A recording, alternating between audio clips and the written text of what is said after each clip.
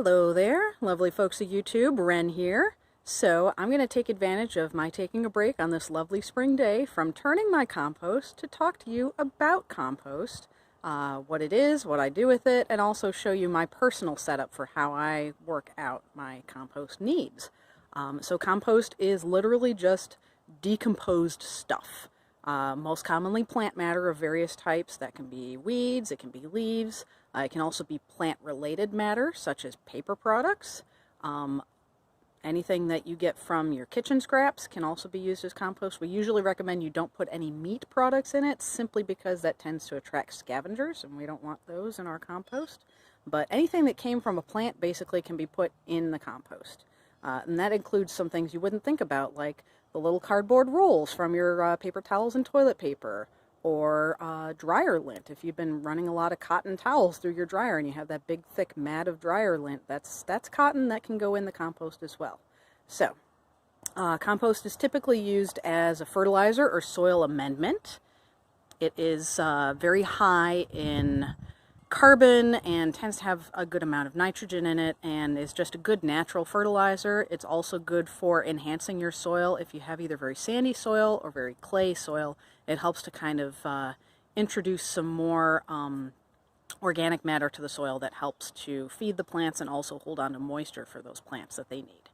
So compost setups can be anything from as basic as just a bucket under your sink, which I don't recommend unless you have worms to, there are some really cool vermicomposting. I never got into that. I just, I have enough space outside that I never really needed to look into it.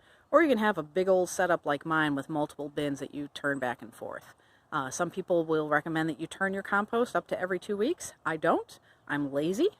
There was a book that I rented from the library years and years ago. I don't know the author's name, unfortunately. It was called Compost This Book, and his motto is one that I've lived by, which is compost happens. Things are going to decompose. Turning it more often basically just speeds up the process, but as long as you're happy with how much you're getting at the rate you're getting, and you can just put however much work you want into it. So I'm going to show you my setup here. Things are a little messed up. They're just kind of all over the place. This is one of my empty compost bins. I've moved it out of the place that it was at because that pile is basically empty. This is something I bought from an online catalog years and years ago. I wish I could tell you where I got it. It's literally just a big sheet of plastic that is then put together into a circle with some wing nuts. So nothing really fancy here. I think this compost bin cost me about 20 bucks when I bought it. I have 2 of them. This is an older compost bin of mine. It's smaller, doesn't quite meet my needs anymore, but it is a good holding place for some of this unfinished stuff that I'm moving out of one compost bin and will put back. This is literally just something I threw together out of some old pallet pieces, so that is something that is feasible as well. My first compost bin was actually just a circle of chicken wire held together with some stakes, so that is also a good thing. This right here, this bin is my finished compost. This one is full. This is one of my storage bins that I use. This bin right here will be emptied. This is partially finished compost. This is the stuff I sifted out. This is compost post-sifting. You can see it has that really nice fluffy texture, very high in organic matter. There's no real smell to it, just a very mild earthy smell. If you find that your compost is smelling, it probably means that either it's not done or you got your proportions of green and brown stuff off. Too much green stuff tends to make a very ammonia smell. You don't want that because that ammonia is your nitrogen that is escaping into the atmosphere, and you want that nitrogen to stay in your compost to feed your plants. A very rotten smell basically just means that things are probably too wet and they just need a little more time to cook. So this is my little sifter apparatus here. This is something I built. It's literally just a piece of hardware cloth over a wooden frame that just sits on top of my my wheelbarrow here. You can see this is the pile of what's left of my original compost bin. And that's all that's left from the bottom there. That basically gets scooped up with my fork, put on top of the sifter. I just kind of roll it around on here. All the little fine pieces fall through, and all the big chunks basically are going right in here to hold until I can put them back in the compost bin once it's set up. And you can see behind here, this is my second compost bin. This is the one that I have not touched yet. So this one has a whole lot of layers to it. This stuff on the top, you can see some paper towels and tissues in there. So there's a little piece of newspaper right there. Most of this is weeds. All the weeds that I've been pulling out of that one bed have just gone in here. And once this space is done, that bin will go back in here, and all the stuff that's on top of here will go into the newly emptied bin. This is a process I do just once a year. Like I said, it is too much work to do more often than that, so I don't like that. I don't like doing work that I don't have to. Work smarter, not harder, right?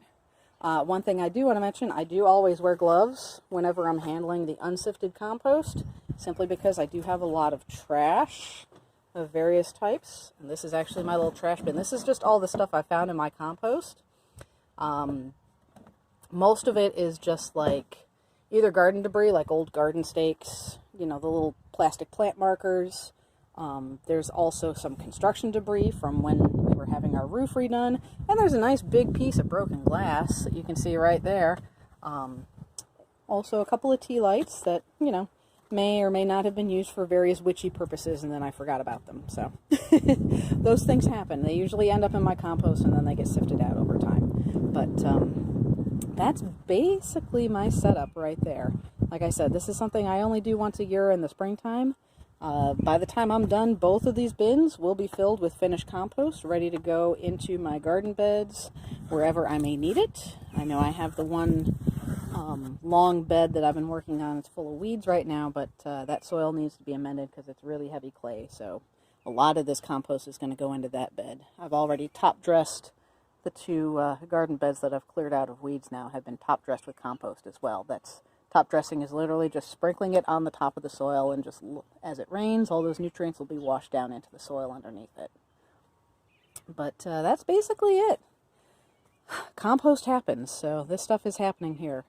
It is kind of exhausting, filthy work to do it, but it is super, super rewarding. Just knowing that all of the yard waste from my yard is getting repurposed and reused into delicious, delicious fertilizer rather than going into the landfill is a big load off of my soul. So if you have any questions about composting, you can feel free to let me know. Otherwise, as always, I hope this video finds you well, and I will see you again soon.